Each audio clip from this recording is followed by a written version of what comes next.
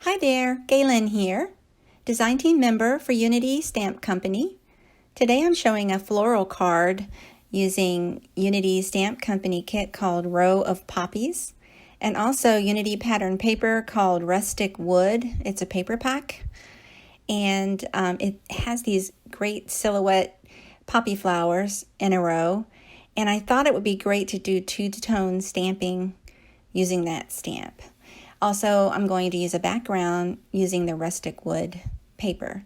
I chose a light blue and a white or a gray tone to go together on that, and then I stamped on a regular white cardstock piece. I use excess negatives from previous die cuts that I had. This is a negative. The circles that were cut out actually look like little light shapes for the background. I like that. So I used those. They were on my desk. I'm using my Creative Time XOXO dies, and I'm using Ranger Archival ink. I have red geranium and watering can as colors. I'm using the Mini Misty, and I pre-cut all of the background pieces and the sentiment panel, and I arranged the stamps the way I want. Now I'm using two-tone. So on the top of the flowers, the poppies and the sentiment, I wanted to do that in red. So I just try covering only most of the top portion of the flowers and the sentiment only. And it's stamped out nicely. To get a better impression, I stamped it 3 different times for each color. So this is still the red, and with the Misty, it's great. You could stamp multiple times in the same place. It's a great stamp positioning tool. Now with the watering can, it's like a gray color. I come in with the darker on the bottom part of that stamp.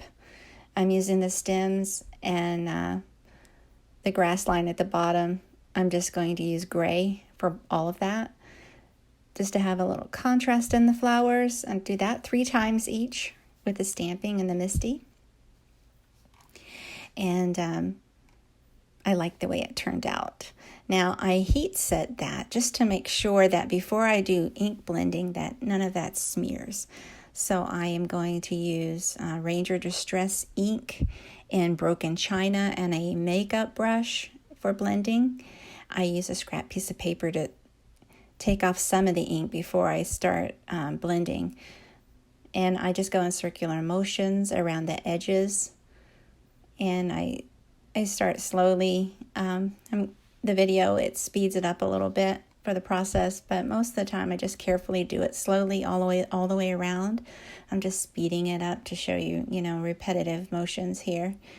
And just add a little more ink as you go, and I like just a shadow. So it's ink blending, but really it's adding ink shading to the edges. This is a pack of makeup brushes I found on Amazon.